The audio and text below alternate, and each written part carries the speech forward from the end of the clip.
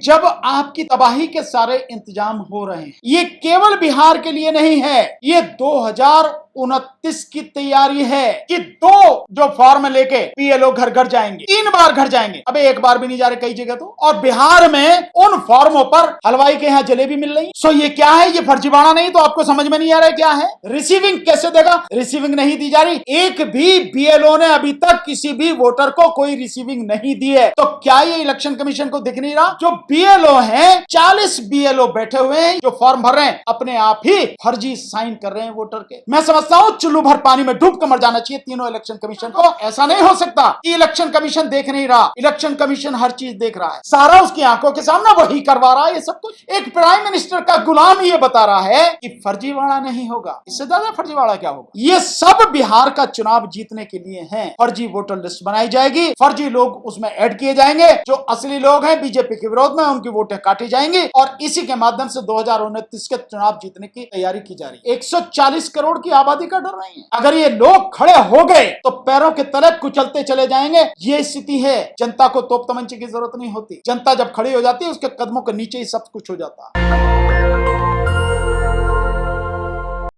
जब देश इतनी गंभीर परिस्थितियों से गुजर रहा है और उस पर अगर हम लोग बात कर रहे हैं, जो सच्चाई पत्रकार बता रहे हैं और जो फैक्ट हम लोग आपके सामने ला रहे हैं, जनता के सामने ला रहे हैं, और लोग उस पर जैसा आप कह रहे हैं अगर ऐसा है और भूल जाते हैं, तो इससे ज्यादा दुखद कुछ नहीं होगा। क्योंकि मैं ये मानता हूं कि जब आपकी तबाही के सारे इंतजाम हो रहे हैं और इस देश के प्रधानमंत्री ने ऐसे ऐसे गुलाम पाल रखे हैं, चाहे वो इलेक्शन कमीशन हो, चाहे वो ईडी हो, चाहे इनकम टैक्स हो, और चाहे जो है आपके सीबीआई हो, जो उसके आदेश पर कुछ भी करने को तैयार बैठे हैं। तब अगर जनता जागरूक नहीं होगी तो उसके अधिकार नहीं बचेंगे।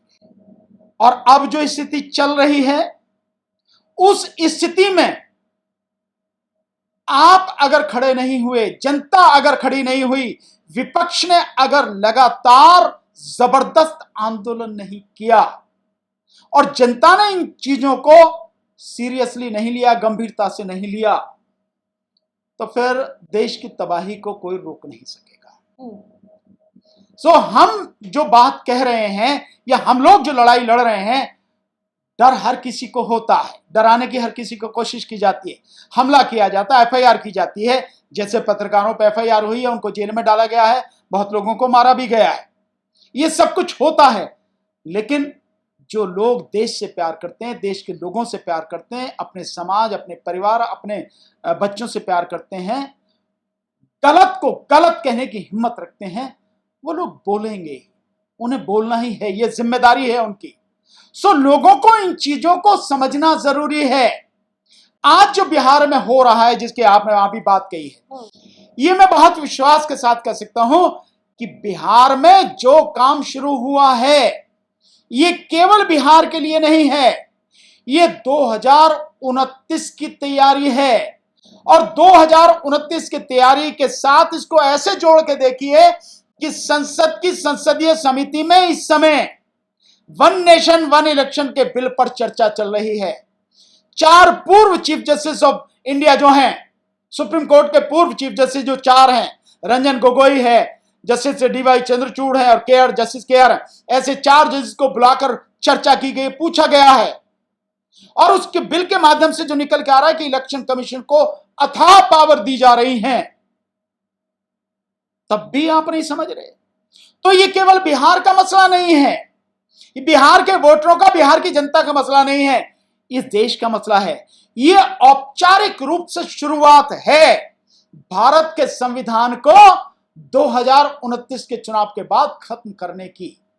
ये औपचारिक शुरुआत है और इसका काम शुरू किया गया एसआईआर के माध्यम से, यानी स्पेशल इंटेंसिव रिवीजन, यानी विशेष गहन पुनरीक्षण के माध्यम से। और सीधा कहो तो जो नई वोटर लिस्ट बनाई जा रही है इस आड़ में, उसके माध्यम से, जिसमें उन लोगों की वोटें काट दी जाएंगी जो बीजेपी के विरुद्ध हैं और उन लोगों की वोटें बढ़ाई जाएंगी जो बीजेपी की फर्जी वोटें हैं। कह रहे इस बार फर्जीवाड़ा नहीं चलेगा। चुनाव आयोग ने कहा कि विपक्ष लगातार ये आरोप तो लगाता रहता है कि फर्जीवाड़ा होगा, लेकिन आप बेफिक्र रहिए, बिहार चुनाव में इस बार नहीं होगा। नहीं, जो इलेक्शन कमीशन गुलाम हो, जो इलेक्शन कमीशन खुद फर्जी हो और उसकी आंखों के सामने सारा फर्जीवाड़ा आ रहा है। इलेक्शन कमीशन ने कहा कि 2 जो फॉर्म लेके बीएलओ घर घर जाएंगे, 3 बार घर जाएंगे। अबे 1 बार भी नहीं जा रहे कई जगह तो। और जो फॉर्म है वो फॉर्म रद्दी में बेचे जा रहे हैं। तो कौन बेच रहा है उन्हें? क्या डीएम बेच रहा है? क्या एसडीएम बेच रहा है? क्या बीडीओ बेच रहा है? या खुद बीएलओ बेच रहा है? और बिहार में उन जो फॉर्म है भी जो वोटर को दिए जाने हैं 2 फॉर्म, उन फॉर्मों पर हलवाई के यहां जलेबी मिल रही है। सो ये क्या है? ये फर्जीवाड़ा नहीं तो आपको समझ में नहीं आ रहा है क्या है? ये तो एक उदाहरण है, पूरे में कितने हो रहे होंगे आप नहीं जानते। 2 फॉर्म की बात आप कह रहे हैं, एक ही फॉर्म बीएलओ को दिया जा रहा है।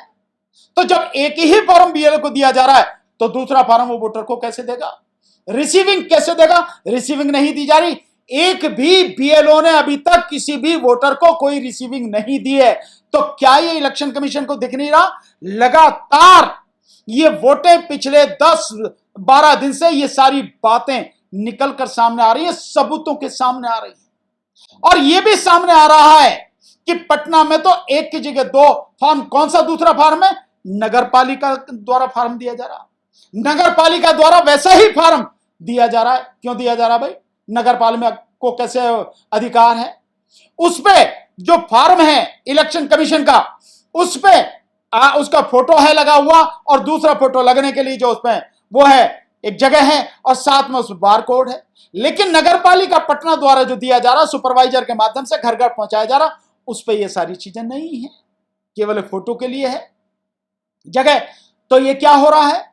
साथ में जो बीएलओ हैं, 40 बीएलओ बैठे हुए हैं। ये कल की ही रिपोर्ट है और ये रिपोर्ट है यहां के पटना के पास में एक जगह है, वहां की है, फुलवारी शरीफ की, उस ब्लॉक की है कि 40 बीडीओ एक ही कमरे में बैठे हैं।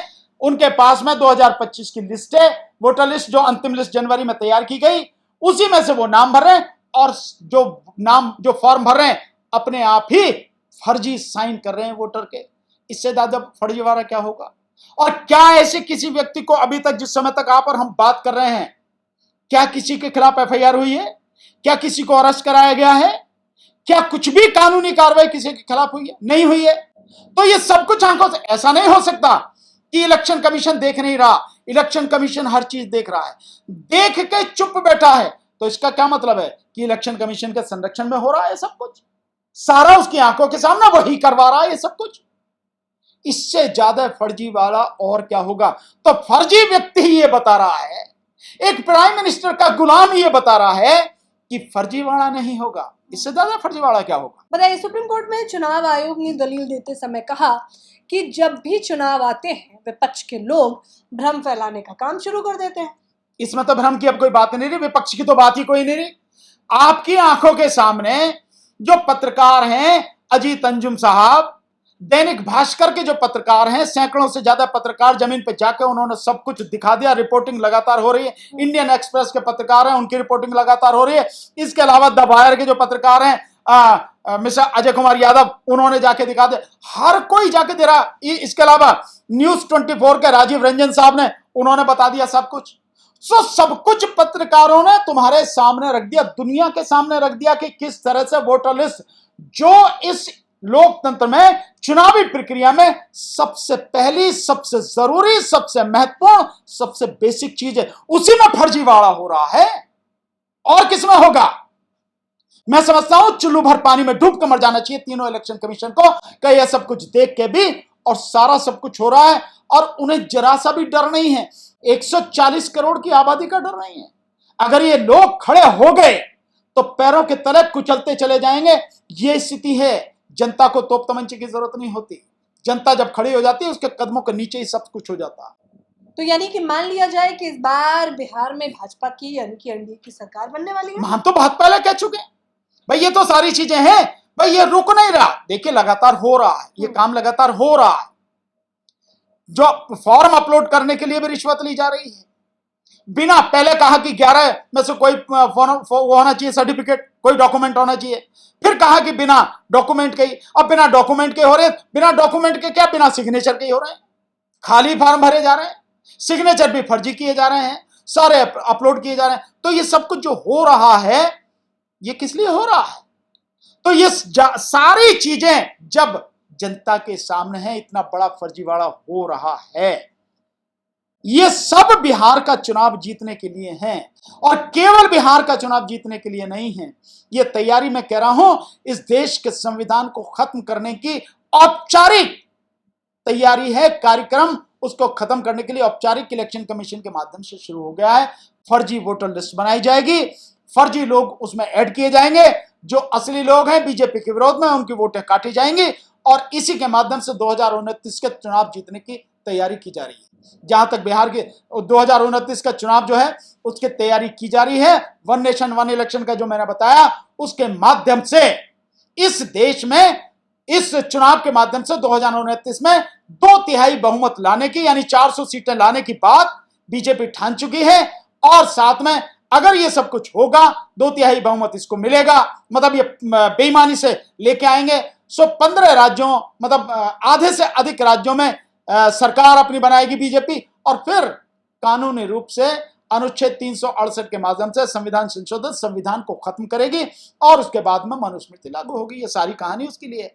तो जहां तक बिहार चुनाव की, मैं 3 महीने पहले ही कह चुका हूं कि नीतीश कुमार के साथ मिलकर मोदी इस बार नीतीश कुमार की ही राजनीति को खत्म करेगा, उसी को ठिकाने लगाएगा और उसके साथ साथ अपने दम पर बिहार में सरकार बनावेगा और उसके बाद में, चुनाव के बाद में, जो इसके नीतीश के जो 12 सांसद हैं उनको अपने में मिलावेगा और फिर अपनी स्थिति मजबूत करने का काम करेगा। मैं 3-4 महीने पहले ही बात कह चुका हूं। तो जनता की हक जो छीने जा रहे हैं, जिस प्रकार से संविधान की सरेआम धज्जियां उड़ाई जा रही है, वो लोग करें तो क्या करें? नहीं, जनता को सामने आना चाहिए। जनता के सामने ये सारी चीजें आ चुकी हैं। कोई ऐसा आप और मैं ही जान रहे हैं ये तो नहीं, पूरी जनता जान रही है। अगर आप वीडियोस देख रहे होंगे तो जनता कह रही है कि देखो किस तरह से फर्जीवाड़ा। जब ये जनता जान चुकी है और बिहार चुनाव के बाद में यही SIR 6 राज्यों में होगा, पश्चिम बंगाल और उसमें असम में अगले साल चुनाव हैं। सो जब 6 राज्यों में होगा और उसके बाद में पूरे देश में होगा, तो ये तो सारी बेईमानी जो जिस तरह से चल रही है पूरे देश में होगी। तो इतना सब कुछ जानने के बाद भी जनता को नहीं खड़ा होना चाहिए। तो अगर जनता नहीं खड़ा होगी, जनता अगर निकलकर सड़क पर सामने नहीं आएगी और इन देशद्रोहियों को, इनके विरुद्ध संघर्ष नहीं करेगी, तो जनता के हकों को कौन बचाएगा? अगर तकलीफ तुम्हारी है तो तुम्ही को खड़ा होना पड़ेगा। जनता अगर नहीं खड़ी होगी तो कौन, बाहर से थोड़ी ना कोई आएगा, कोई अमेरिका से, कोई रूस से, कोई चाइना से थोड़ी आएगा। सब यही का हो रहा है। तो यहीं की जनता को खड़ा होना पड़ेगा और खड़े होंगे तो ही अपने आप को, अपने परिवार को, अपने बच्चों के भविष्य को, इस देश को बचा पाओगे, नहीं तो बचेगा कुछ नहीं। आगे की नागरिकता खत्म करने का पूरा काम शुरू कर दिया गया है और आपकी वोटबंदी करने का पूरा काम शुरू कर दिया गया है। जनता को लड़ना है। नेशनल दस्तक की आपसे गुजारिश है कि अगर इसको बचाना चाहते हैं तो नेशनल दस्तक को सब्सक्राइब करने के लिए रेड कलर के सब्सक्राइब बटन को दबाएं, फिर बेल आइकन की घंटी दबाएं। नेशनल दस्तक को बचाने के लिए बहुत जरूरी है कि हर खबर को शेयर करें, लाइक करें, कमेंट जरूर करें।